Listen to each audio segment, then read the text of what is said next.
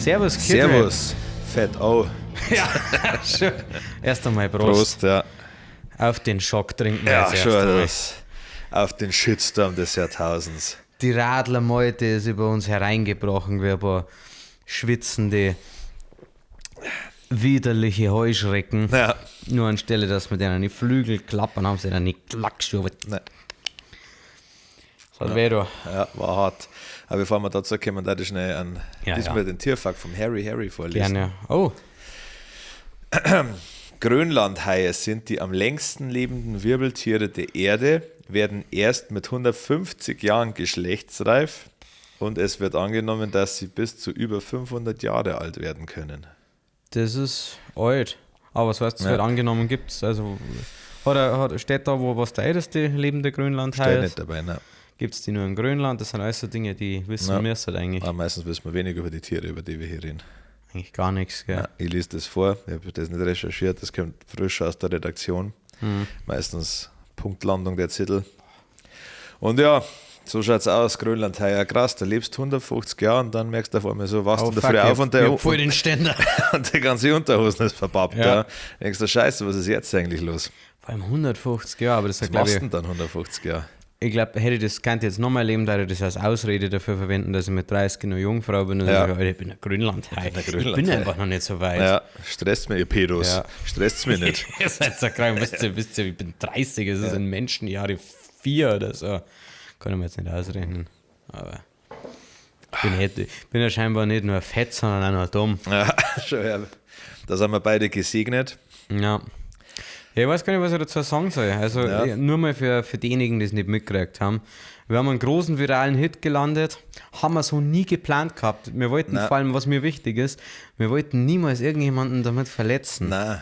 Also nichts liegt uns ferner, ihr kennt uns. Ihr kennt uns wirklich und deswegen möchte ich jetzt auch die Chance nutzen, Du, ich habe viel Radlfahrer im Freundeskreis. um mich nicht entschuldigen.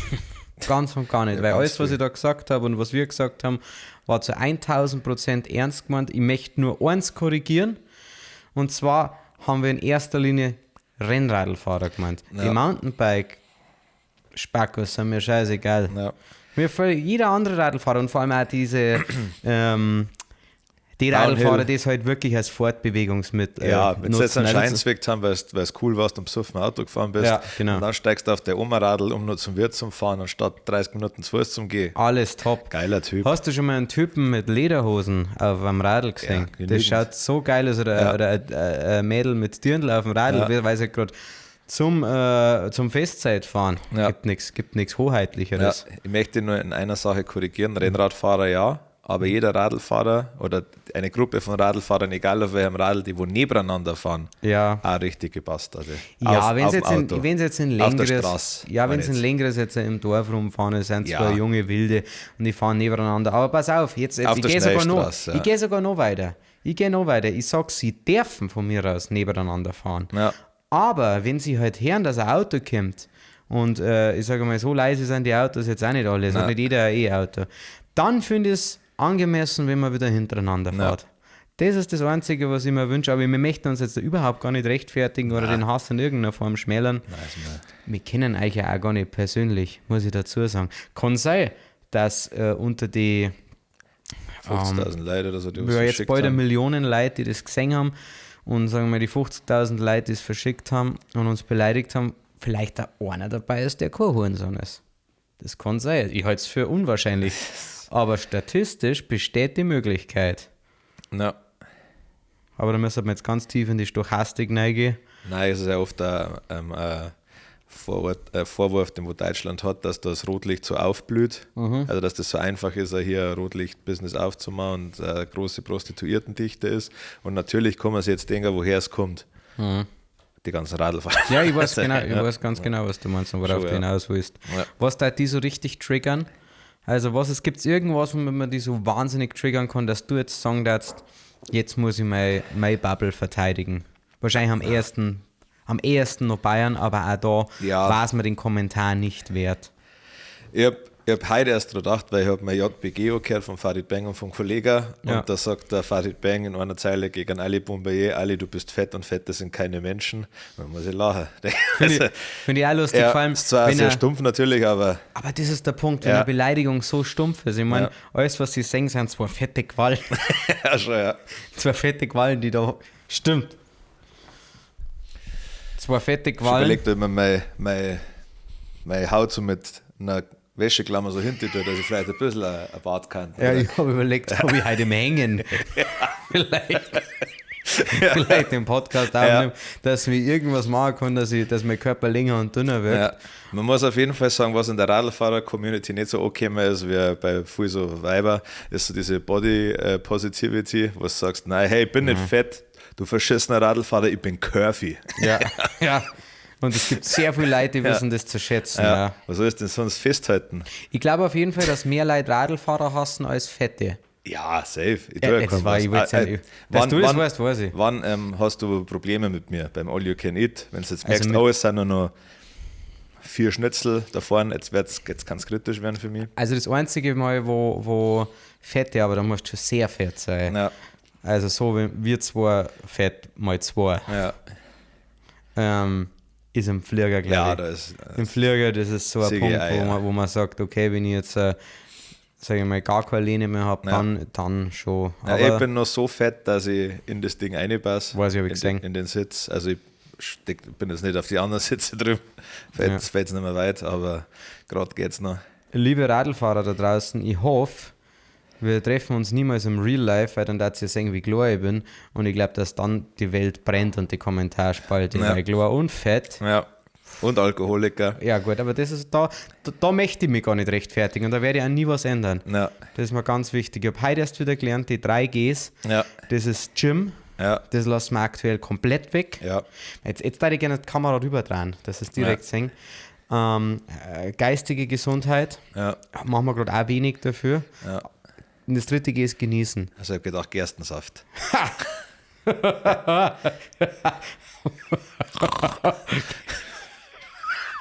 Gerstensaft. Nicht schlecht. Ja. Wie sehr warst du gerade kurz am Schlaganfall? War nicht leicht für mich. Ja. Aber das liegt an meiner Fettleibigkeit.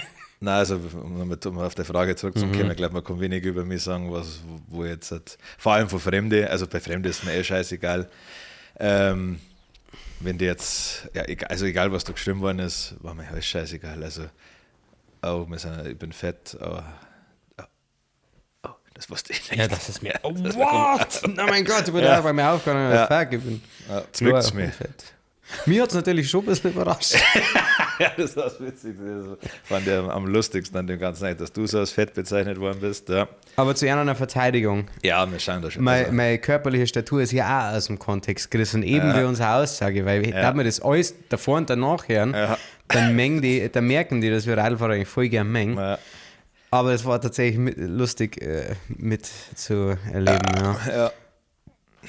Auch da möchte man nicht rausreden. Jetzt habe ich Angst, dass ich hier wieder voll fett ausschaue. Ja. Aber es ist, wie es ist. Wir werden vielleicht, wenn wir die Zeit haben, noch ein kleines Reaction-Video machen, wo wir die lustigsten Kommentare vorlesen. Ja. Weil da möchte ich schon auf den einen oder anderen eingehen. Ja. Einfach um zu sagen, dass uns das auch was bedeutet. Ihr habt euch ja auch Gedanken gemacht. Alle hocken sie hin, tippen was. Was ich nicht so ganz... Es gibt immer so ein paar Kommentare, wo man merkt, okay, die möchten jetzt einfach nur beleidigen, ohne dass ein bisschen was dahinter ist. Also zum Beispiel die eine Aussage, was machen eure Friseure eigentlich vom Beruf? Ja. Da denke ich mir, ich habe mir das dann nochmal angeschaut. Du hast einen Bartübergang gehabt, du warst slick as fuck, Frisur perfekt gesessen. Ja. Also da denke ich mir, okay. Ja, er ist früher auf unseren Dialekt rumgehackt worden, aber gut, das ist halt, liegt halt an der Sache an sich.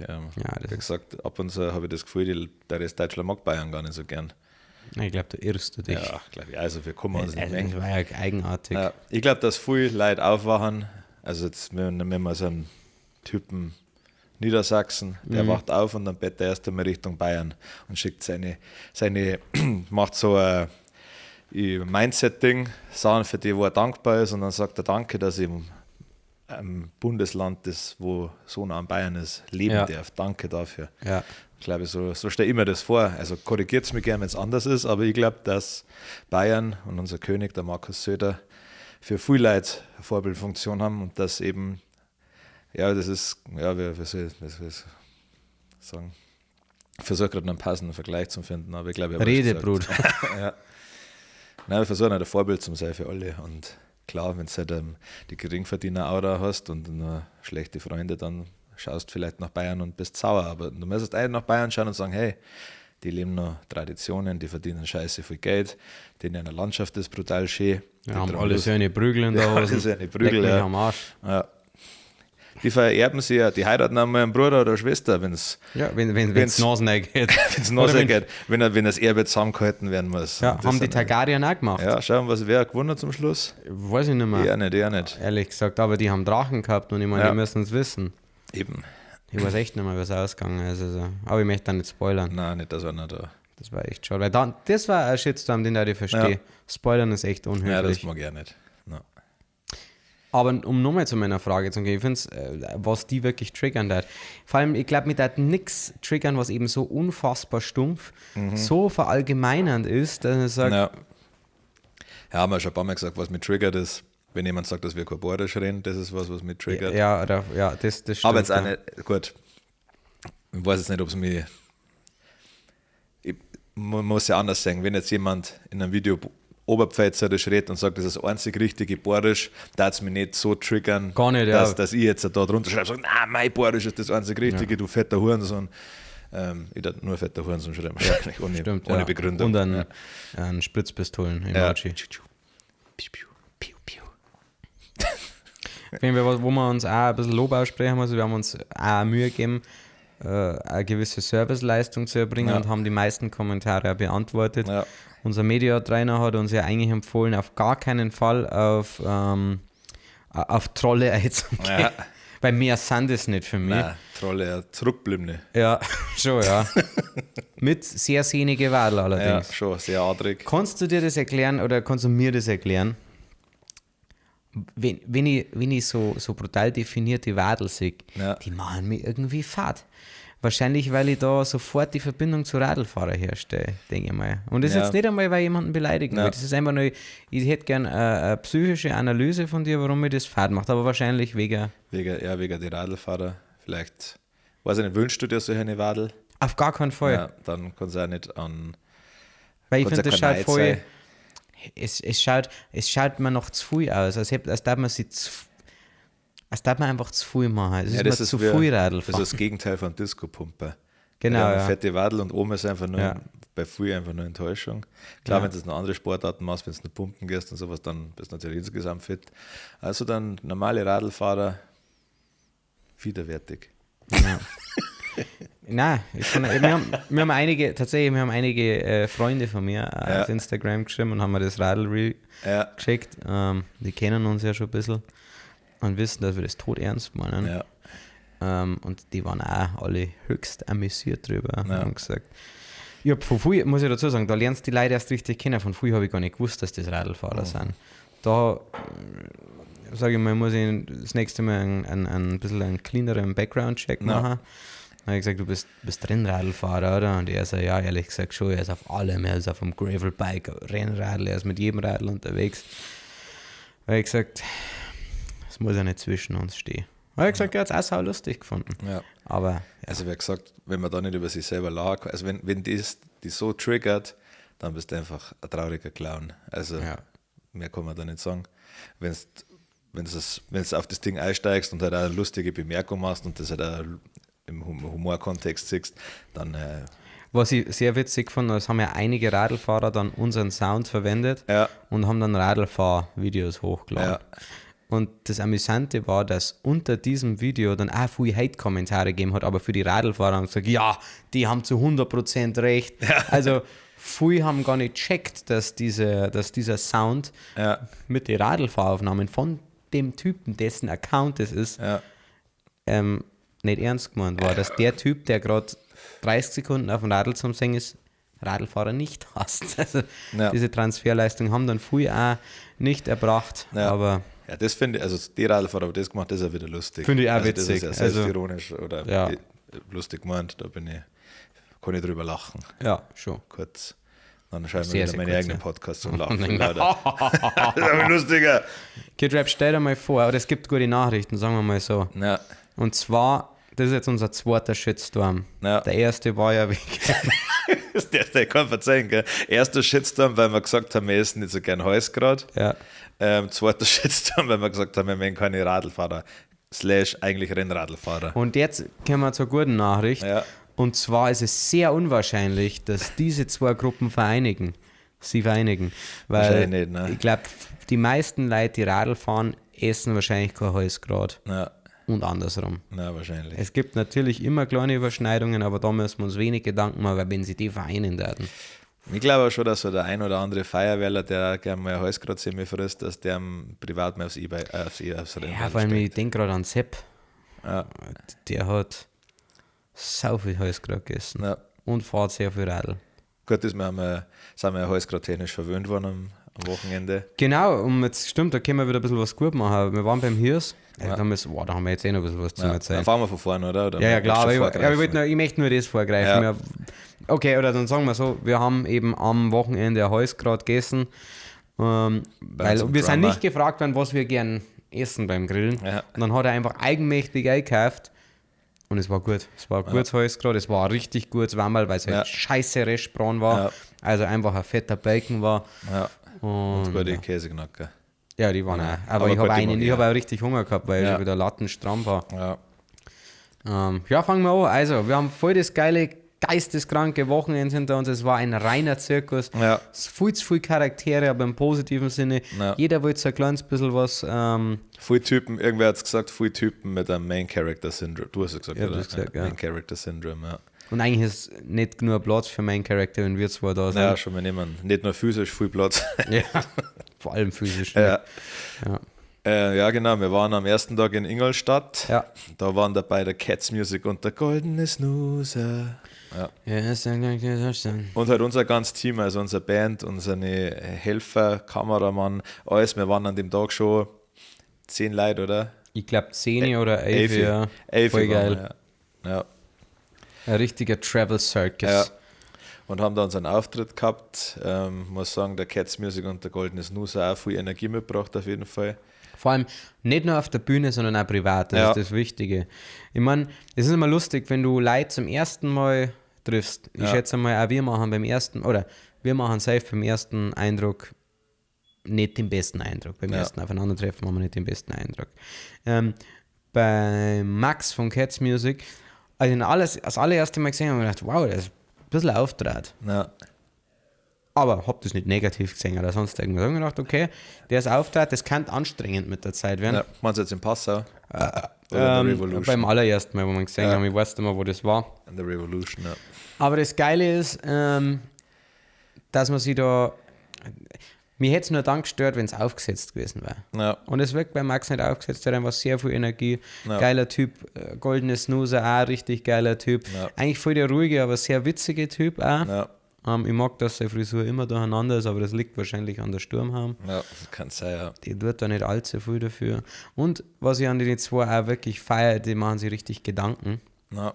vor der Show, was jetzt da Cooles machen könnten. Ja. Auch promotechnisch und vor allem mag ich es, warum? Wegen dem Geschenk. Also ja, stimmt, jetzt habe ich gedacht, es kommt noch was Showtechnisches, ja. Nein. Wir haben vorher einen Backstage-Koffer gekriegt, jetzt fragt sich der Zivilist, was ist ein Backstage-Koffer? Das ist ein kleiner Hartschalenkoffer und da sind wichtige Dinge drin. In unserem Fall war der personalisiert, es war sehr viel Schnupftabak drin, es war ein Schnaps, Bärwurz, was war für ein Schnaps? Es war Blutwurz. Ein Blutwurz war drin und 5 kleine Stiefel, Schottglasel. Ja, und die haben wir geschenkt gekriegt von den zwei. Merci nochmal an der Stelle, hat uns sehr gefreut. War geil, also es war nach der Show, sonst haben sie es uns dann geschenkt. Gell. Und sie haben gesagt, sie haben auf der Herfahrt haben sie extra noch das aus dem Schaumstoff rausgeschnitten, weil, wie gesagt, natürlich war das nicht einfach nur so drin, sondern es ist wirklich, jeder Stiefel hat da seinen eigenen kleinen Schaumstoff-Slot gehabt. Ja. War sehr, sehr geil, einfach ursympathische Typen. Das Einzige, was ich an euch hasse, ist, dass sie vor der Show nichts isst. Da gibt es echt viel Musiker. Aber die nehmen sie für meinen Geschmack ein bisschen zu ernst, die vor der Show nichts essen oder nichts trinken. Ja, klar. Um die Leistung zu erbringen, um keine Texthänger. Genau. Dann geht es zu einem anderen scheiß Konzert und sie keine Text, aber das haben wir schon. Ja. Ja. Also auch für die Vorbands gut, ein Texthänger ist ein Pluspunkt, weil dann reden sie mehr über die Texthänger von euch als von uns, hoffe ich. Ja. Oder wir holen uns einfach einen Mischer, der so scheiße ist, aber haben wir schon Patrick, der das so scheiße abmischt, dass man eh nicht versteht, was man auf der Bühne macht, und dann ist der Texthänger auch scheißegal. Ja. Wie fandst du Ingolstadt? Energy-mäßig, ja. Sehr geil, also auch einer meiner Favoriten, muss ich sagen. Die Leute haben von Anfang an Bock gehabt. Ich mag die Location Ingolstadt. Ja. Ich mag im Backstage-Bereich, ich mag die Leute, die da arbeiten. Sie waren bewegungsfreudig, die Crowd, also die haben Bock gehabt, mitgesungen von Anfang bis zum Ende. Ja. Da kannst du nichts sagen. Ja, war ein negativer Punkt, aber da bin ich vom Tobi dann auch schon auf den aktuellsten Stand gebracht worden. Und zwar, ich wollte ja kurz vorm Auftritt, wir bringen immer unseren Jäger Bull. Ja. Der steht auf unserem Rider und ich habe die höfliche Bardame gefragt, ob wir den jetzt bitte haben könnten, weil es ist eine halbe Stunde vor Showtime und da brauchen wir unseren Stoff, um ein bisschen auf Touren zu kommen. Ja. Und dann hat sie gesagt, ja, na, da müssen wir jetzt einen Chef fragen. Und der Chef war halt nirgends aufzufinden. Und da war ich schon sehr enttäuscht, muss ich sagen. Und also eigentlich war ich nur enttäuscht, dass sie ja keinerlei Anstalten gemacht hat, mir in meiner Suche nach dem Chef zu helfen. Das war das Einzige, was eine ziemliche Assi-Aktion war. Aber wir müssen einfach von Anfang an sagen, dass wir den jetzt gern hätten, weil sie dürfen den scheinbar nicht einfach so im Backstage-Bereich stehen. Aha. Das sagst du mal eben Burschenverein. Ja, die Burschenvereine stehen über dem Gesetz. Ja, schon, ja. Die dürfen, weißt du, da darf ich einen Flammenwerfer rumschießen. Da darf ich ein Kaibe schlachten. Ein Tier schächten, da darf ich mit dem Feuerwehrauto auf die Bühne fahren. Ja. Ich glaube, wenn du einen Burschenverein was fragst, dann schaut er immer so. Ja, mir ist es wurscht, du musst kein System fragen, aber es wird schon irgendwie passen. Ja. Wer viel fragt, kriegt viel Antwort. Ja. Ich glaube, pass auf, über These. In einem Burschenvereinszeit, das ist wie auf hoher See. Ja, sag. Wenn du auf neutralen Gewässern bist, also es gibt nur einen der Recht sprechen kann, und das ist der Kapitän / der Vorstand von der Burschenschaft. Und alles, was ich glaube auch, dass die Polizei gar nicht in so einer Zeit reinkommt. Nein, ich glaube, das ist wie so ein bisschen so Mafia-mäßig. Ja. Das sind unsere Araber-Clans. Ja. Ja, jeder kennt irgendjemanden und dann wird gesagt, hey, da Großhadern ist ein Festel. Großhadern ist ein Stadt. Ich glaube, der einzige Unterschied, warum die ganzen Clans noch ein bisschen erfolgreicher sind, ist, weil die nicht saufen. Ja, stimmt. Ja. Weil das ist natürlich schon ein Punkt, der die unproduktiver auf Dauer macht. Auf jeden Fall, ja. Aber es ist so jede... Sagt das unserem Spotify-Katalog. Ja, stimmt. Ja, nein, hat mir also aufs Konzert zurückzukommen, war geil, hat mir richtig Bock gemacht. Geile Bühne, keine großen Fälle passiert. Ja. Band geil, wir geil, Vorband geil, Crowd geil. Essen geil. Danach haben wir noch gesoffen mit den Leuten ein bisschen. War geil. Chris, glaube ich, heißt du, wenn du das siehst, wir haben ausgemacht, dass wir in diese, wird das heißen, Lago gingen. Mhm. Du warst nicht im Lago. Stimmt. Ja. Und gut, dass du den Namen noch weißt, weil ich möchte jetzt einmal ich möchte negativ über das Lago reden. Also eigentlich ist nur der Barkeeper ein richtiger Spaß. Schon? Ja, eigentlich war er nett. Ja. Eigentlich war er bis zum Schluss nett. Aber dann hat er gedacht, er kann jetzt seine kleinen Spielchen mit mir machen. Okay. Weil ich habe ihn gefragt, Bruder, wer schaut's aus? Können wir noch ein paar Cerveza für draußen, aber wir gerne Flankeball spielen würden. Und er sagt, kommt der Chef her, und der Chef, der war halt schon ein bisschen angesoffen, und hat gesagt, ja, für 25 Euro können wir einen Kasten mitnehmen. Aha. Habe ich gesagt, ja, das klingt fair, und dann sagt er, also, ja, er war schon mehr Preis, das ist mal, er muss jetzt da einhaken, weil das ist mein Bruder, und mein Bruder ist jetzt schon ein bisschen besoffen, ihr kriegt den Kasten für 35. Und dann sage ich, ja, das ist eigentlich ganz fair. Machen wir 35. Ich sage, ja, dann machen wir 40. Okay. Dann sage ich, hä? Dann sage ich, 35. Nee, 40 ist echt ein guter Preis, wenn ich dir das jetzt so vorrechne. Das sind ein 0,3er gewesen. Okay. Da sind jetzt 20 Flaschen drin. Eine Flasche kostet bei uns 4,50 oder so. Das ist also ein Wert von Dann sage ich, Spezi, da sind 24 Flaschen drin, was jetzt nicht der beste Verhandlungsmove war. Ja. Aber nur und das ist 33er. das ist ein 0,3er und ich meine, das ist halt der Einkaufspreis. Also du musst mir den Einkaufspreis geben, das ist schon mehr als das Doppelte, was er im Laden kostet. Ja. Ja, ist nicht ganz, aber du weißt, was ich meine. Also was kostet der Kasten? 23 Euro mit Pfand. Ja, und dann hätte er dann halt dann habe ich gesagt, sag ich nur 40, 12 dann machen wir Euro 40. Ja. Dann machen wir 40, mir auch scheißegal, das ist immer noch ein guter Preis. Ja. Sag ich, nee, ich will 50, wenn da 24 Flaschen drin sind, sagt er. Okay. Ja, okay, dann halt's Maul. Ja, ja schaut. Und das war, wie gesagt, also ein richtiger Spaß in der Hinsicht. Also jeder, der in Ingolstadt schon mal im Lago war, wer so einen dürren, halblanghaarigen Barkeeper sieht, sagt ihm von mir, dass er Spaß ist. Einfach nur wegen seiner Art Geschäft jetzt einmal. Ja. Sein Bruder, glaube ich, geiler Typ, mit dem kannst du gut saufen. Ja. Denke ich, weil sonst wäre er nicht so besoffen gewesen. Aber ja. Sonst war jeder am Lago spitze. Ja. Nur er so Spaß. Ja. Gott sei Dank gab es die Bierautomaten ein paar mittlerweile. Das war auch das Nächste, weil der Türsteher hat uns eigentlich gesagt, ja, da vorne ist ein Bierautomat, aber dann habe ich ihn da drin nochmal gefragt, wo der ist, und gesagt, weiß er nicht, und er hat es genau gewusst. Ja, ich glaube, es ist der größte Konkurrent. Ja, schon. Mhm. Ja, und dann ein paar Hülsen rauslassen. Das war aber richtig ein Pain in the ass. Ja. Du hast für jedes Dosenbier, am ersten Mal war lustig, es war so ein Pole da mit seinem Späße, der schon gar nicht mehr gerade gehen hat können. Ja. Aber der andere Pole wollte drin noch Bier holen. Ja.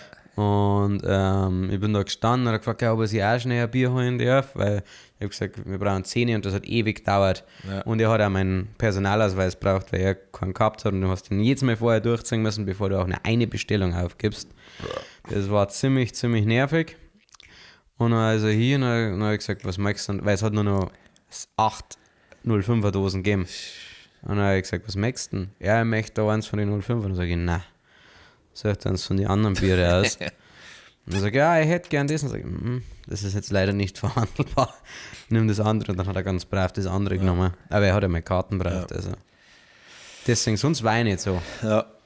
Nur eine schöne Runden Flankeball gespielt. Haben wir komplett rasiert. Ich habe nicht mitgespielt. Ja, ich weiß schon. Ja. Also ich habe zugeschaut. Ja. War schnell rum, ich habe jeden getroffen. Ja. Diesmal. Das, obwohl ich schon ein bisschen angesoffen war. Ja, wir haben der Flo und Jesse noch stolz verzeiht, dass sie eine Radeltour gemacht haben.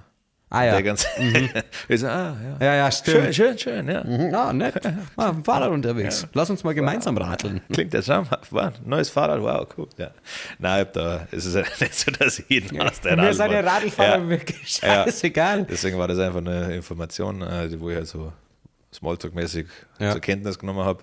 Hätte es aber am nächsten Tag auch nicht mehr gewusst, wenn er es nicht nochmal gesagt hätte. Nein, natürlich nicht. Ja. Wir haben, was wir vergessen haben, wir haben ein neues ausgestopftes Viech geschenkt gekriegt. Oh, das ist scheiße, ja. Und zwar, das ist die Nonna. Ja. Nonna ist eine Möwe. Die haben wir von Max und Lea und deren Gang geschenkt gekriegt. Die haben es, du hast es recht schön ausgedrückt. Ja, dass man kein Weed nicht mit in die Location nehmen darf, aber einen ausgestopften Vogel. Ja, das ist schön. Also, aber sie haben mir vorher schon ein Bild geschickt und ich habe gesagt, die Band hat das gestartet. Ja. Und dann haben sie uns, wir haben einen Ricky immer auf der Bühne dabei, klar. Sabrina hat eine lustige Idee gehabt, wir haben dieses Minischlagzeug da. Das kriegt der Ricky jetzt immer vor sich gestellt. Ja. Das finde ich ziemlich witzig. Wir haben dann gesagt, sie sollen ihn herbringen, dass sie sie küssen und dann haben sie uns Nonna vorbeigebracht. Ja. Und das ist jetzt ein Spitzenvogel. Ja. Also freuen wir uns sehr, vielen Dank an euch. Also wenn ihr punkten wollt beim Los Brutalos Konzert, dann bringt ihr uns ein ausgestopftes Viech mit. Je größer, desto besser. Also wir hören dann auf, wenn wir was in Richtung von einem ausgestopften Geißbock haben. Ja. Oder, also Alpaka war schon auch geil, aber irgendwie sind das so geile Vieh, die möchte ich ausgestopft. Ja, aber Geißbock auch. Ja, im Geißbock kannst du ins Auto da. Alpaka wäre schon schwierig. Ich würde Himmel und Hölle in Bewegung setzen und das ausgestopfte Alpaka irgendwo. Ja. Ja, irgendwie hätte ich aber bei beiden ein schlechtes Gewissen. Ja, also mittlerweile muss ich ehrlich sein, bei allem ein bisschen ein schlechtes Gewissen. Aber ja, aber die sind ja schon. Ja, der Geißbock auch, der hat ein schönes Leben gehabt. Weißt du, was geil war? Ein Büffel. Oh ja. Aber der ist echt blöd zum Transportieren. Ja. Aber der hat unser Equipment da lassen. Ja. Aber wurscht. Also ich finde es verwerflich, wenn man jetzt nur auf die Jagd geht, um Tiere zum Schießen, die wo man nicht isst oder so. Es wird zum Beispiel so ein Leoparden oder irgendwas Seltenes. Aber jetzt der Orchkatzel auf der Straße liegen siehst und das so ausstopfst. Bitte. Feel free. Ja, aber. Also klar, die werden jetzt keine zusammengefahren nehmen, weil Schaut sie meistens aus, so eine Katzel, siehst du nur so ein bisschen Schwanz, ein bisschen Kopf und der Rest schaut einfach aus, als jetzt so ein Hackfleischbackel auf die Straße klappt. Aber war geil, wenn man dann das trotzdem so ausstopft. Also einfach nur präpariert, also gar nicht mehr viel ausstopfen, sondern einfach so hier. Und dann macht man so ein Roadhouse-Coffee draus. Wie würdest du finden, wenn du eine Frau warst, jetzt der erste Date und es war so ein Präparateur, dass sie da wohlfühlen? Ich denke schon, ja. Also ihr wisst halt, dass er keine Angst vor dem Tod hat, weil er ihm täglich begegnet. Ja. Und ich wüsste, dass er das Beste aus mir raushält, wenn ich hinüber bin. Ja. Weil ich mir halt schon gerne ausgestopft finde. Ja, schon, ja. War besser für die Leute. Denke ja. Und wenn sie mich ausstopft, könnt ihr mir ein bisschen größer machen und weniger Fett. Ja. Also stopft es mit dünner aus. Ja. Das wäre cool. Apps eine. Ja. 8-Pack. Darf auch gern das Synthol. Ja. Und naja, lebt sein Haus. Da Scheißegal. kriegen wir schon was hier. Ja. Super, danke euch schon mal. Ja, das war Ingolstadt. Der Rückweg war eigentlich so mit einer der interessantesten und lustigsten Geschichten. Ja. Wir sind dann noch mit dem Taxi gefahren. Wie hat es geheißen? Lea und Max haben eigentlich ein Taxi für sich gerufen. Ja. Das waren Konzertgäste. Und sie hat aber schon einen leichten Schnäuzer gehabt und wollte ums Verrecken nicht ins Taxi einsteigen, aus uns allen unerklärlichen Gründen. Ja. Einfach weil besoffen. Und dann hat der Max irgendwann gesagt, nehmt einfach hier das Taxi. Ja. Haben wir dann genommen, haben natürlich nicht alle reingepasst, aber ich meine, ihr habt auch schon jemanden erreicht gehabt. Er oder? hat gesagt, er ruft einen Kollegen an, aber er ist dann einfach selber nochmal gekommen. Ja, weil ihr ihm Zeichen geschickt habt. Ja, weil er keinen erreicht hat. Genau, ja. Okay. Ja, auf jeden Fall hat es ein bisschen gedauert und wir haben, ich sage mal so, der Max hat schon ein bisschen einen im Tee gehabt. Ja. Und es war leicht beschwipst. Ja, ganz leicht beschwipst und hat sich dann, war wirklich wie so ein kleiner Pinball. Ja. Hat er gewütet in der Umgebung Ingolstadt und ist in Ohrhecken nach der anderen gesprungen und hat da alles zerwurzelt. Hast du ja unter auf uns gewartet? Warum warst du da dabei? Ich glaube, das ist, pass auf, das Verrückte ist. Ihr seid zum Vorgang. Ja, aber wir sind dann wieder ins Auto gegangen. Ach, war das auf dem Weg ins Auto? Ja. Okay, dann sind wir erst einig. Okay, ja. Wir waren erst drin, da haben wir uns dann natürlich noch ein Cerveza holen müssen. Ja. Weil bei mir war nur der Harry noch dabei, also und die zwei. Ja, dann haben wir uns noch ein Cerveza geholt. Der Huber vorher hat der Sabrina wollte was ausgeben am Automaten und dieses dumme Rindviech druckt auf alkoholfreies, weil es einfach nicht gesehen hat. Und dann denke ich mir, wow, 4 Euro komplett verprasst. Das muss ich sagen. Ja, ich weiß, was für Bier da drin war. Das war mit eins. Also klar, ich habe dann auch wieder mal irgendein Märzen oder Dunkles nehmen müssen, weil nichts anderes mehr drin war, aber ich wollte unbedingt nur eins trinken. Und das hat so nach Arschloch geschmeckt. Das war, das waren eins von die ekelhaftesten Biere, die ich in meinem Leben getrunken habe. Es ist was in diesem Hotel passiert ist, also da muss man jetzt schon sagen, war, das wird man sich wahrscheinlich im Nachhinein bei alle Mitbewohner und Mithotelgäste ein bisschen entschuldigen. Also, wir haben nichts zerstört oder sonst irgendwas, aber ich glaube, der Lautstärkepegel war nicht 100% angemessen. Aber wir sind Rockstars, was wir machen? Wir haben keinen Fernseher aus dem Fenster geschmissen. Welcher Rockstar spielt nicht Ochs am Berg im Hotelgang? Ja, ich habe die gute Idee gehabt, dass ich jetzt vorgehe und halt, ich weiß nicht, ob sie das Spiel Ochs am Berg schau um kennst, aber du gehst vor und sagst, Ochs am Berg schau um. Und wenn du dich rumdrehst, der Letzte, den du siehst, der sich bewegt, was für die Scheißspiel ist, weil ich darf entscheiden, wer sich als letztes bewegt hat und habe eigentlich die alleinige Macht da. Ja. Verloren hat er als erster goldene Snoozer und das haben wir ein bisschen gespielt und irgendwann ist dann eine Tür aufgegangen, da war eine sehr alte Frau scheinbar drin, hat die Tür aufgemacht, hat auf den Max gezeigt, hat auf die Uhr gezeigt und hat gesagt, ich weiß nicht, ich habe nichts gesagt, oder? Hast du gesehen? Nein, ich habe es nicht gesehen. Okay. Max hat nur gefragt, was mitspielen will, aber sie war... das haben wir jetzt sie war nicht angerichtet, hat gesagt. Sau gerne, aber sie ist aktuell nicht angerichtet für Ochs am Berg und das haben wir dann ein bisschen zu lang gespielt. Und dann sind wir aber langsam auch ins Hotelzimmer gegangen, glaube ich, oder? Haben wir da unsere halbe noch fertig gesoffen? Nein, ich habe es nicht mehr runtergebracht, das war so... Aber ich meine, dann wäre meine rausgesoffen. Ich glaube in der Früh, als ich kurz zusammengerammt habe, waren da 5 angesoffene Biere. Ja, klar. Angesoffen. Aber, wie gesagt, das ist für mich das Zeichen, dass es ein guter Abend war. Ja. Wenn ein Bier noch aufgemacht wird und das ist noch... Es fehlt nur so viel, dann weißt du wolltest mit diesen Leuten noch Zeit verbringen.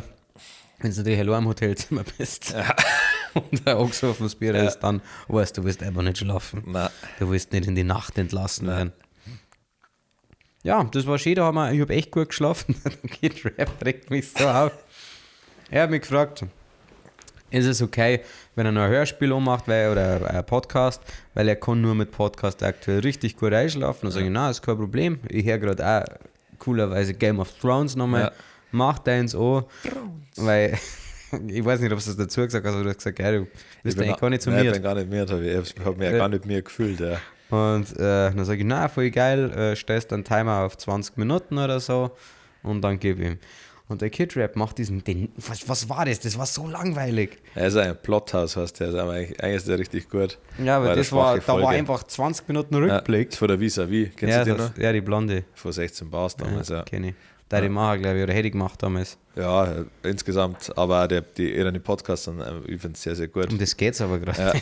Ja, ja, genau. Und dann sagt er, ja, das ist keine Übertreibung jetzt. Er hat dieses Handy genommen, erstens glaube ich, auf die lauteste Lautstärke, die irgendwie nur geht, was mich wundert, weil das Handy ja direkt neben seinem Ohr gelegt ist. Und dann habe ich gedacht, wow, das ist schon laut, aber die 20 Minuten heißt das schon aus. Er nimmt das Handy, macht den Podcast an auf 8000 Dezibel, legt das Handy aufs Nachkastel und ich schwöre euch, es hat von dem Geräusch, das das Handy gemacht hat, beim aufs Nachkastel legen, bis zu hat es keine 10 Sekunden gedauert. Es war unglaublich, ich habe echt gemeint, er verarscht mich. Ich habe wirklich gesagt, Michi, der war weg. Der war komplett weg. Das ist unglaublich. Und ich bin dann da gelegen und ich wollte natürlich auch nicht drüber kreiseln und ein bisschen leiser machen. Habe versucht, der Story ein bisschen zu folgen, habe es gar nicht gecheckt. Ich glaube, ich habe mittendrin angefangen. Ich habe den weitergehört. Danke. Aber eigentlich ist es mir auch wurscht, was läuft. Also Hauptsache. Ja. Nein, mein Todeskampf wird nicht lang dauern.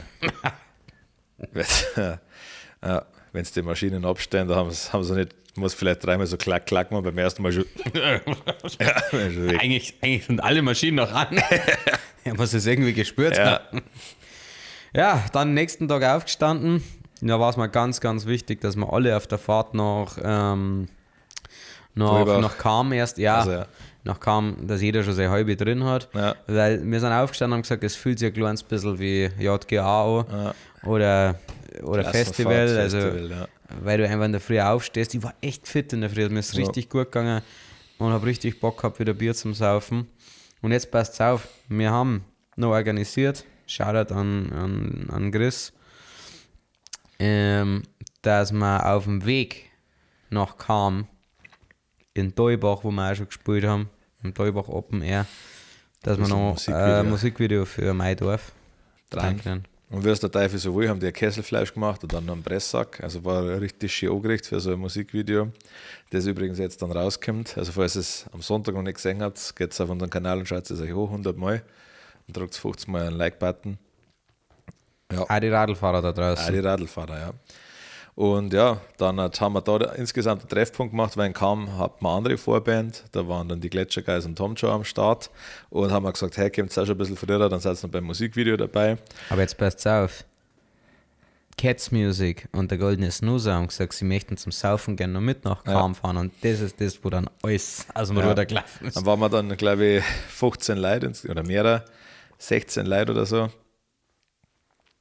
4 sind dazugekommen, also dann 15, ja. Und halt noch die Spätzle vom Lidl, die alle. Ja. Ach so, du meinst beim Dreh, ja. Und sind da auch mit fresher Energy gekommen und haben auch Bock gehabt, alle schön Trachten. Dann sind wir da durchs Dorf marschiert. Erst schon eine halbe zwickt, ein bisschen Servus gesagt zu den alten Bekannten, sage ich, ja, Wallah, Habibi. Ja. So wäre es in Deubach. Was macht Mut, geht gut. Ja. Mama. Ja. Anne, ja. Und dann sind wir da einmal durch den kleinen Ort, ein paar Mal durchgegangen, ein bisschen Musikvideo draht, ein paar Details vom Kesselfleisch, vom Presssack machen. Also Machine Gun Tom, du hörst ja unsere Podcasts, aber du musst mir jetzt schon nochmal sagen, das schaut so greiselig aus, wie du das Kesselfleisch gefilmt hast, also da hätte man schon mehr raushängen können. Ja, dann haben wir da, glaube ich, jetzt 3 Stunden oder so draht, oder 2,5. Waren es echt 3 Stunden? Ich glaube, wir waren um 1:30 da und um 3 sind wir wieder, 2,5 Stunden waren es. 3 haben wir uns dann verpisst. Das hat übrigens geendet damit, dass der Little Chris mir Aufnahmen von seiner Band gesagt hat. Also großer Shoutout an die geilen Disco-Miezen. Ich weiß aber nicht, ob es die geilen Disco-Miezen sind oder nur die Disco-Miezen. Machen so eine Mischung aus Onkels und so Eurock, oder? Eurock, Deutschrock. South, Borisch Ding. Hat Potenzial, habe ich mir gerne angehört, hat Spaß gemacht. Alle Leute vorher richtig, richtig geil gewesen. Ja. Man hat gemerkt, Patrick hat auf jeden Fall auch gut und schnell mittankt, also unser Tontechniker. Und es war geil, weil er dann auf einmal wieder so glücklich gewirkt hat. Und ich habe ihn dann irgendwann, als wir schon kaum waren, gefragt, Patrick, wie gut kannst du besoffen arbeiten? Fällt sich gar nichts. Aber hat lang Coverbands gemischt oder was weiß ich. Ja, das Lustige war, dass er am Anfang noch gesagt hat, ich weiß nicht, ob er ein Musikvideo, ob er mitmachen will. Jetzt so, wenn wir alle in Tracht sind und er keine Tracht oder hat, und weil er keine hat, das dann so passt, 2 Bier später. Scheiß mal auf, du. Nein, du ist zu geil. Ja. Stimmt, ja. Ja. Und dann sind wir schon nach Cham gefahren. In Cham angekommen. War geisteskrank. Es ist so viel Gewutzel, so viele Typen, die aus dem anderen Backstage dann die ganze Zeit sahen rübergeflogen. Also wirklich, wir am beschissensten, also wir am behindertsten. Ja, allein schon der Soundcheck, da sind dann Cats Music unten gewesen, die Gletscher Guys, alle sind in irgendwelche Verladewagen drin gehockt, haben lustige Sachen auf die Bühne geschrien. Ja. Und dann ist es eben im Backstage-Bereich gegangen und wir haben 2 getrennte Backstage-Bereiche gehabt, aber im Endeffekt waren die nur durch so ein Bauzahnbanner. Ja, genau. Ja. Wir hätten ja gerne einen gemeinsam haben können, also ich habe es ja schon vorher gesagt, dass ich einen einzelnen hätte, das ist richtig. Aber das war einfach, die sind ja dann irgendwann auch zu uns rübergekommen und das ist, dann ist einfach, dann hat sich ein Tor in die Hölle geöffnet. Ja. Dann ist auch noch der Waldmeme gekommen, also der Alex und sein Bruder, dann waren die auch noch da, dann immer wieder mal irgendjemand von den Angestellten, dann mal wieder reingestellt, Otto hat sich einer super Otto, hey! Der hat nicht gewusst, was los ist. Ja. Und also ich sage, aber das war, ich glaube, richtig eskaliert es nach der Show, oder? Das war wir haben noch gegessen, also wir haben schon gut getankt, ein bisschen was gegessen. Ja. Dann hat jeder so seine Zeit gemacht, denen ein Auftritt, unser Auftritt, bla bla bla. Ein bisschen mit den Leuten noch gesoffen, Merchstand. Wie ist dir beim Auftritt gegangen? Also bis zum letzten Drittel gut an sich, aber ich habe dann so bestialische Kopfschmerzen gekriegt. So, also ich habe schon ab und zu Kopfweh, aber das war so richtig stechen und ich habe teilweise unter der Show meine Augen zu machen müssen, weil das so gestochen hat. Ich muss auch oft schwarz vor Augen, wenn ich gedacht, ich habe kurz gedacht, also ich habe nicht das Gefühl gehabt, ich sterbe jetzt. Nein. So schlimm war es nicht ansatzweise.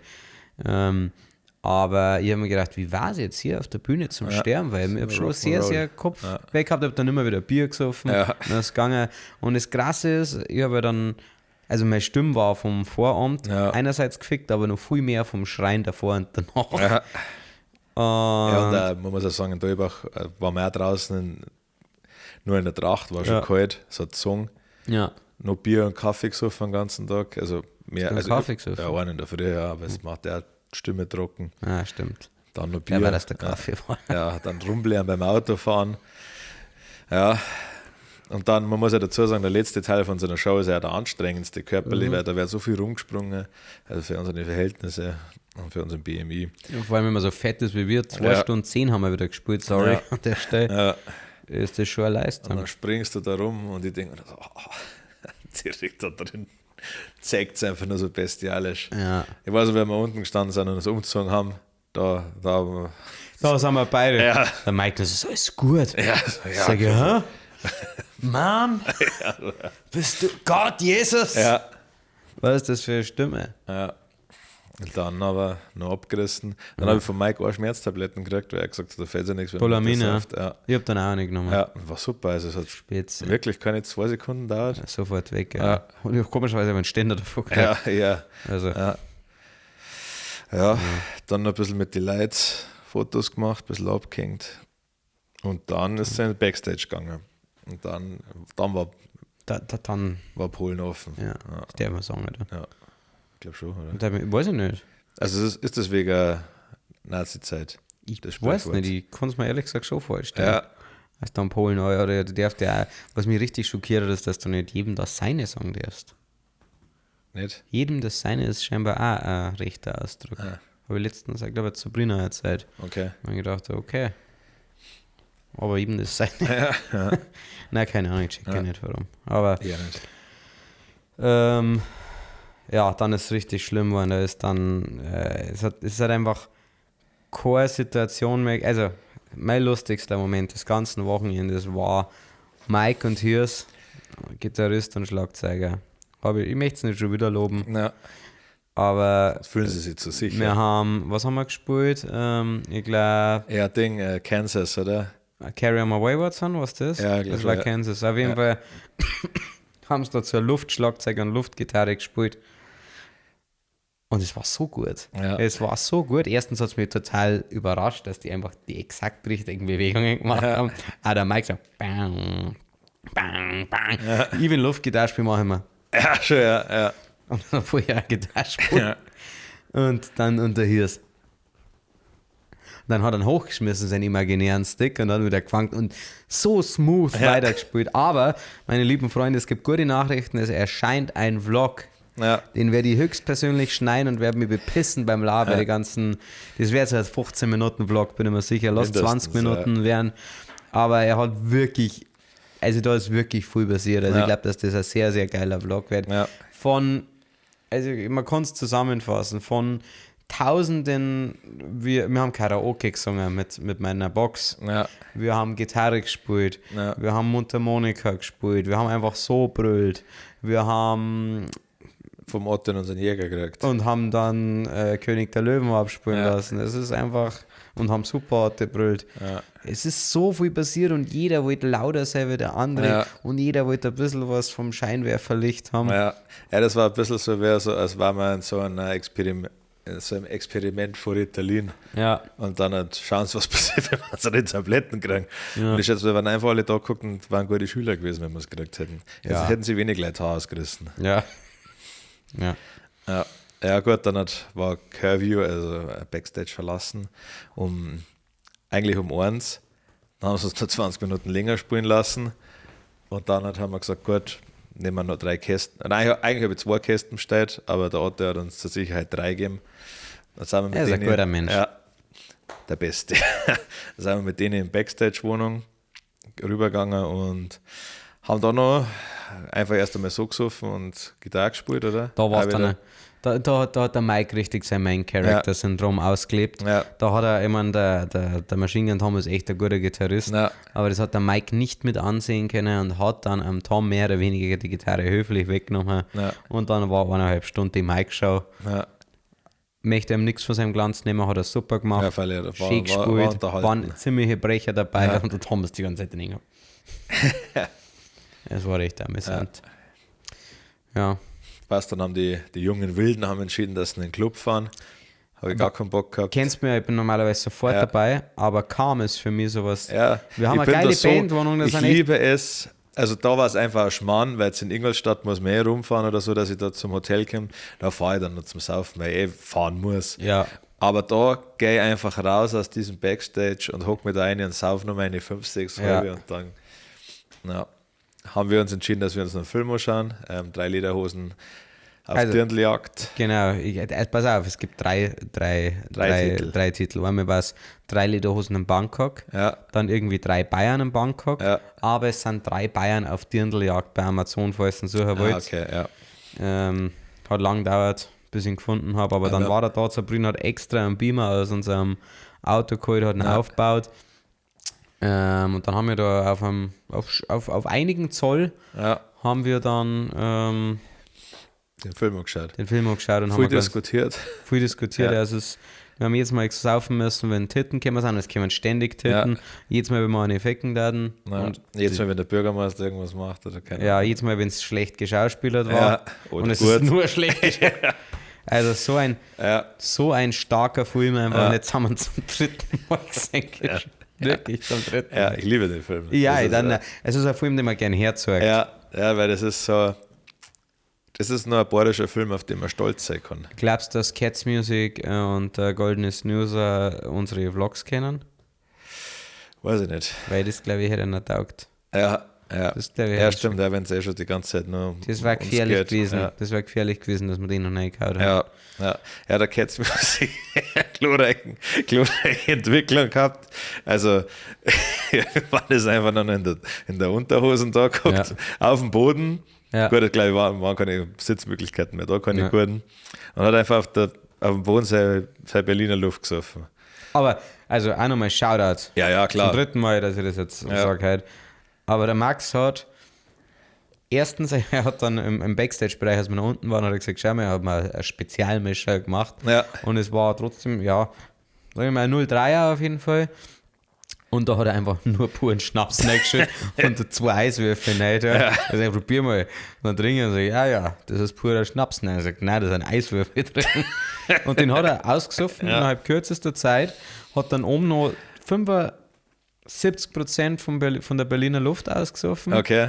Also der hat sehr viel eher allein getrunken. Sabrina hat noch ein bisschen mit da. Ja. Und Ich glaube, der Chef, also der Golden Snoozer auch. ja, aber er ist trotzdem noch echt fit gewesen. Ja. War am nächsten Tag natürlich ein Fahrer, Ja, Klassiker. was auch stark war. Ja. Und ja, Ja, nein, also ich möchte es da nicht so, ich möchte es nicht hinstellen, das wäre ja der Besoffenste gewesen. Also ich glaube, wir waren alle gut dabei. du warst, glaube ich, nicht der Besoffenste.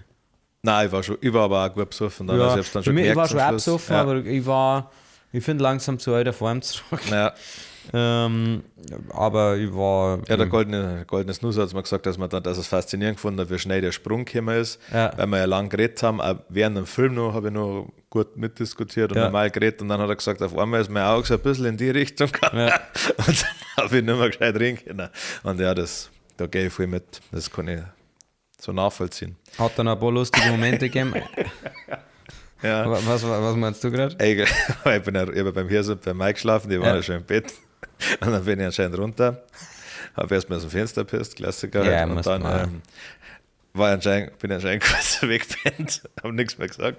Dann bin ich nochmal aufgewacht und dann habe ich gesagt, hey Mike, ich habe eine Sprachnachricht von deiner Mom gekriegt und habe einfach einen fahren lassen. Dann hat sie ihn fahren lassen. Wie macht sie das immer? Keine Ahnung. Das Ja, gut, du warst ja vorher wieder. Das war aber, dass der Mike dann direkt kontern kann. Ja, und der hier ist gleich, wollte es einfach nur umbringen. Das ist halt lustig, weil wir sind, ich habe im Zimmer nebenan geschlafen, wo der Huber floh übrigens. Der Huber voll. Das, was ich heute nicht verstehe. Es waren oben noch Betten frei gewesen, es waren sogar da noch Betten frei gewesen, aber er hat sich auf diese Couch, die wirklich nicht groß war, hat er sich eingerollt, ist drauf gelegen, nur so halbert, hat sein Gewand anlassen, es war echt kalt, hat sich keine Decken gehalten, gar nichts, aber er hat durchgeschlafen, der Kerl. Der Kerl hat einfach durchgeschlafen, es war lustig, weil der Mike hat irgendwann, weil wir, ich glaube, ich weiß nicht, eigentlich haben wir nur geratscht, da ist tatsächlich nichts mehr, wo jetzt passiert, dann hat er gegen die Wand gehauen und dann bin ich rübergegangen zu ihm und sage, Mike, was ist denn los? So, es ist sau laut da drüben. Wir versuchen ja alle zum Schlafen und er so, sagt er, was ist denn, Mike, bist du jetzt Vater oder wie? Was ist, also so kenne ich die gar nicht. Ja. So, kennst du aber sein behinderten Gesicht? Hat das aus seiner Decke? Was war das? ist ja frech. Und dann, jetzt heißt der Fotzen und schlafst. Wir wollen ja wirklich alle ins Bett. Dann müssen wir einen langer Tag fahren. Morgen früh raus. Das war sehr lustig. Ja. Und dann haben wir irgendwann alle geschlafen. Ja, das sind ja die Kleinen aus der Disco zurückgekommen, oder? Ja, das war dann nochmal. Weil dann ist der Mike, glaube ich, auch nochmal aufgestanden und gesagt, dass er da zuwider wird, wenn sie es nicht in der Furzen hätten, weil er so einen Schlaf braucht. Ja, vor allem, weil dann wann das habe ich irgendwie nicht mitgekriegt, wann hat Sabrina zu mir so gesagt? Ganz zu Mike. Zu Mike, okay. Zu Mike das war ganz am Anfang. Das war, also, als wir runtergegangen sind die anderen schon von der Disco gekommen. Okay. Ja, stimmt, genau, die sind gerade gekommen. Die sind schon gekommen und Sabrina ist scheinbar nur durch die Gänge geirrt, weil wir uns schon alle unsere Betten geschnappt haben. Und es ist dann da durchgegangen und das war ein bisschen verwirrend, weil er hat immer 2 Türen gehabt. Und dann ist durch eine Tür durch scheinbar, ich weiß noch von Erzählungen, Und dann hat er, das war kurz, das war kurz nachdem ich erst bei Mike war. Ah, okay. Scheinbar. Und dann ist Sabrina halt scheinbar danach reingekommen und hat gesagt, ja, was ist denn schon wieder? Hat er gesagt. Gott, war das so lustig finde. Ja, schade. Aber du siehst ja nicht. Nein. Und dann hat sie scheinbar recht überreagiert und hat gesagt, ich suche ein Bett, du Hurensohn. Ja. Damit war das aber auch, glaube ich, erledigt. Ja, gut, und dann hat es irgendwo, dann ist scheinbar der Cats Music auch nochmal im Zimmer gewesen. Ja. Und dann hat es noch eine Fick-Unterstützung irgendwo gegeben, ich glaube oben. Ah, okay, ja. Ja, wir haben Tom eine Fick-Unterstützung verpasst in Ingolstadt. Einen Tag davor, wo wir einen Schlüssel geholt haben. Da warst du nicht dabei. Okay. Ja. Wow. Gut. Ja. Und dann am nächsten Tag weitergefahren. Jetzt reden wir schon lang, oder? Ja, wir dürfen die Stunde schon haben, glaube ich. Ja, Stunde haben wir ja. Wie spät ist 18 Uhr. Super. Ja, auf jeden Fall, nächsten Tag sind wir dann zum Hirs in Sky, wo Erding rum. Erding, ja, genau wohnen müssen wir nicht sagen, falls die Fans Wisst noch nicht ihr kommen. Ja. Und der Hirs hat uns nochmal einen Biernachschub organisiert und sein Schwager mit einem Eicher. Das müssen wir ihm noch sehr Verträge schreiben. Das Fleisch nicht, aber das Bier war ja für den Dreh. Ja. Und dann haben wir uns da getroffen mit 1,5 Stunden Verspätung. Und dann, stimmt, weil unser Vater hat gesagt, wir müssen morgen, was gut, wenn wir um 10:30 losfahren kann, wenn wir um 12 beim Fußballspielen sein. Und ich habe zum Mike noch gesagt, ja, ich warte darauf, dass wir die anderen aufwecken, weil wir müssen früher los. Aber mein Handy hat keinen Akku mehr gehabt und dann war ich auf und dann denke ich mir, ich fühle mich relativ ausgeschlafen. Und dann schaue ich auf die Uhr und dann war es da schon 11:30 wird. Ja, ich habe mit dem halber voll davor noch geredet, um 5 in der Früh oder so. Sag ich, okay, wann willst du fahren? Ja, ich muss spätestens um 9:30 fahren. Also 10:30, ja. Nein, er hat zu mir 9:30 gesagt. Ja. Muss er fahren. Also er stellt seinen Wecker auf. Oder ja, nein, kannst recht haben. Er stellt seinen Wecker auf 9:30, da sag ich, Alter, du wirst zu 1000% morgen nicht um 9:30 aufstehen. Ja. Weil dann bist du unser Fahrer. Ja. Er war mitten im Club. Ja. Ja, doch, er ist das wichtig. Dann sage ich, okay, alles klar. Sei weggegangen, 9:30, einfach ausgemacht. Dann sage ich, Flo, wie schaut's aus? Ja. Sind wir gleich um 11:30 aufgestanden und dann. Ja, Classic. Ja, dann haben wir da in Erding, Umgebung, hat uns der Guide, hast du gesagt? Ja, und hier ist der Schwager, ja. Dann, Andal. Ja. Oder ich tue weiter dann. Hat uns ein Eicher zur Verfügung gestellt. Ein Eicher Mammut, glaube ich, war es. War ein Mammut. Schneegang. Klar. Ja, sonst war er nicht interessant, wie ich erfahren habe. Ja. Weil ich nicht mitgefahren. Mit einem Hängerdraht, ja? Mit einem Hängerdraht haben wir eine Band drauf gehauen und haben da noch ein paar schöne Szenen draht. Ja. Und dann sind wir zum Grillen gefahren, zum Hirs. Das war so geil. Ja, Hirsch gegrillt, war ein bisschen wie, als war ich bei meinen Eltern, weil der Hirsch hat grillt. Seine Frau hat alle möglichen geilen Beilagen gemacht. 18 Salate und das. Ja. So gut als Paket. Immer schon alibimäßig einmal gefragt, können wir was helfen? Nein, das passt schon. Das ist das Geile. Ja. Wir haben Steffi gefragt, wie schaut es aus? Können wir irgendwas helfen? Nein, es ist gleich fertig. Gell? Ja. Alles gut. Ja. 1,5 Stunden später war es dann fertig, also jetzt kein Zeitvorwurf, sondern weil es so viel gemacht hat, dass man nicht. Der Nudelsalat. 10 Mann nicht so schnell fertig. Ja, Kartoffeln und keine Ahnung was alles, der Wahnsinn. Ne? Also 1,5 Stunden zur Schätzung. Gefühlt. Ja. Nein, vielen Dank, war es auch geil alles. Von dem richtig gut. Aber wir hätten auch helfen können. Hätten wir gemacht. Ja. Aber gut, dann kommen wir noch schnell zu den 5 Fragen. Nein, das sind die Fragen, das sind gute. Weiß ich nicht. Die werde ich schnell beantworten. Ja. Was ist deine Lieblingssaufgeschichte mit mir? Das ist keine schnelle Frage. Ja. Wann grillen wir auch? Am Montag wahrscheinlich. Also haben wir schon. Wir haben schon gegrillt. Wir haben auch gegrillt beim Hirs, wenn wir jetzt privat auch grillen, dann am Montag. Ja, das Wetter passt gar nicht, aber ist wurscht. Scheißegal. Ja.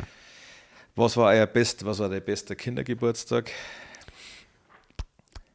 Ich habe viel gute Kindergeburtstage gehabt, deswegen fällt mir gerade keiner explizit ein. Also erinnert mich an keinen Geburtstag, der scheiße war. Ja. Es gibt nur einen, da habe ich 2 Fußballtore geschenkt gekriegt und es hat sehr viel Spaß gemacht, zum Spielen. Nein, ich will gerade sagen, als ich die gelbe Edition gekriegt habe, die habe ich zur Kommunion gekriegt. Ich weiß noch, ich habe einen Geburtstag beim Kegeln gefeiert und da bin ich gerade auf die Realschule gekommen und da war schon, du glaube ich, war von euch dabei und da meine alten Spätzle. Da war der coole Stieffahrer dabei. Ja, genau, ja, der Wolfe, ja. Der war, habe ich irgendwie positiv in Erinnerung. Fällt mir jetzt gerade Ja, der ein. hat mir auch Spaß gemacht. Da habe ich im Auto vom Wolfe ficken gehört. Ja, stimmt, wo die Ärzte, oder? Ja, oder ist das immer mitten in die Fresse, genau? Ja, nein, oder meinst du, ich will einfach lieb ficken? Nein, ficken, das war von den Ärzten. Und dann mitten in die Fresse rein. Ja, das kann er sein. Aber irgendwo kommt Ficken vor. Ja. Egal. Ja. Wie viel Gage müsste man euch zahlen, dass ihr wirklich bei Forsthaus Rampensau mitmacht? Ich darf sofort mitmachen. Ja. Das darf ich ja nicht wegen dem Geld machen. Ich fand das einfach witzig. Ich möchte mir der Welt präsentieren. Ja, natürlich. Ja, ist schon riskant. Ja. Weil man weiß ja nie, wie besoffen ist man und du hast ja nichts anderes zum Tor. Nein, man hockt nur da, man sauft Ja. und man wird die ganze Zeit beobachtet. Also jetzt, wir wissen nicht, was im Schnitt läuft. Wir Genau, wissen's ja. du nimmst die lustigen Sachen raus. Ja. Aber ich glaube, das wichtig ist, dass die Leute im Schnitt uns mengen. Ja, Und wenn die Leute im Schnitt uns mengen, dann schneiden sie uns gut hin. ja. Ja, klar, wenn du jetzt so Zicke bist, aber gibt man Kann so ich schon auch Prosecco, sagen. ja. Ja. Also Ich darf mir jetzt mal meine Lippen komplett aufspritzen lassen, dass ich Ja. da reinpasse. ich hätte nur an die Hosen rumlaufen. Ja, ein bisschen Geld mehr, die schon, dass ich das nicht umsonst mache. Also es sind ja doch 2 Wochen, die verloren gehen, oder? Ja, also glaub mindestens eine Woche auf jeden Fall. Mehr die schon pro Person. 7K. Sind wir halb, dann sind es 15. Ja. Aber kriegen wir eh nicht. Oder? Da kriegst du da kaum was. Nein, die nicht, aber wir haben ja mehr Follower, wie die meisten von Forsthaus Rampensau Österreich mitmachen. Ja. Vor allem, du darfst jetzt wahrscheinlich sogar mitmachen. Stimmt, ich bin halber Und Österreicher. wenn die Vaginerin jemanden mitnehmen darf, dann darfst du vielleicht auch jemanden mitnehmen. Ja. Aber dann wahrscheinlich Sabrina, jetzt sei ehrlich. Ja. Nein, lieber Mike, tut mir leid. Wieso nicht denn hier ist? Hier ist es brav für Reality. Ja. Aber der Mike ist zu groß für Reality. Ja, stimmt, ja. Und bei Fabi möchte ich nicht, weil dann wissen die Zuschauer nicht, wer redet, ob es jetzt ich bin oder er. Stimmt. Er oder ich. Was ist die nervigste Frage, die mir regelmäßig gestellt kriegen? Warum sind wir so hübsch? Das ist, ja, Ja. das ist keine Frage, aber Aussage, sage ich, ihr schaut online viel größer oder dünner aus. Ich meine, die Frage nach dem Lieblingsbier wird mich nie nerven. Nein, die kriegt man live auch nicht so oft gestellt. Nein, eigentlich. das ist, Ich weiß gar nicht, was mich live mich nervt tatsächlich die Frage, aber die betrifft nicht uns, sondern die Frage, ob die und die Band eigentlich Playback spielt. Ja, das nervt mich tatsächlich, weil einfach. Ja, insgesamt lässt er die nicht gern Naja, nicht. über andere Kollegen. Also insgesamt nicht, weil ich das nicht gern mache. Irgendwie fühlt sich das falsch schon. Wenn, dann lässt er die mit anderen Kollegen über andere Kollegen. Lästern in Summe, finde ich, ist was zu leicht Dopamin ausschüttet. Das ist wie Doomscrolling. Ja. Habe ich mir auch hart versucht abzugewinnen. Ja.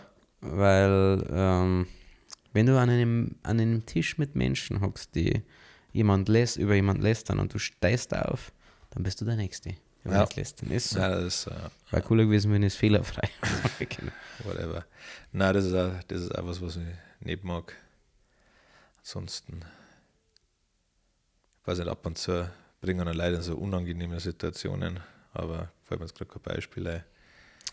Ja, also, ja, ich finde die unangenehmste Situation ist, wenn es über unsere näheren Bandkollegen schlecht drehen. Ja. Und ich mag jetzt zum Beispiel bei einem Meet and Greet mächtige Diskussion mit jemandem starten. Ja. Aber das ist dann oft, oder auch mit dem Veranstalter nicht. Ja. Aber wenn die sagen, okay, wow, ihr habt doch auch einen Song mit dem Almerer oder mit dem Lenzi und die Burm, die waren letztens voll scheiße und die haben ein Playback gespielt und ich weiß gar nicht, warum die so erfolgreich sind. Und sagen, ja, Alter. Ja, ich denke mir dann auch immer, also kommen auf der Veranstalter random her und dann sagen sie, was weiß ich, ja, letzte Woche hat man, keine Ahnung, ja, was weiß ich, mal alle Wochenende war easy Glück da oder so, und dann ziehen die voll über die her und dann weiß ich ja schon, obwohl wir ja gar nichts miteinander zum Tor haben, aber er weiß ja nicht, also man kennt sie ja untereinander, man kann ja dann immer sagen, hey, keine Ahnung, ein Bierzeit XY hat der über die Scheiße geredet und der über die. Nein, gibt mir einfach wenig. Nein, also habe ich auch keinen Bock drauf tatsächlich. Dann mache ich es lieber öffentlich im Internet oder auf der Bühne Oder dann, wenn man sie sieht, wenn es einen Anlass gibt, aber eigentlich gibt es den selten. Ja, was steht die Woche an? Morgen Ladies Week, heute Release My Dorf. Also Freitag Lady Ski-Woche, Ja. Donnerstag My Dorf, weil die Leute singen es erst am Sonntag. Ja. Und wenn ihr das sagt, sind wir morgen beim Saufen bei dem Date. Das wäre geil, ich freue mich richtig drauf. Und Werbung an der Stelle noch für ein Cats Music und für einen Goldenen Snoozer, die bringen am Sonntag um 10.30 Uhr Weißwurst mit Senf raus. Weißwurst mit Senf, es gibt Weißwurst mit Senf. Dann hat die letzten Worte wie immer der wunderbare Harry Harry.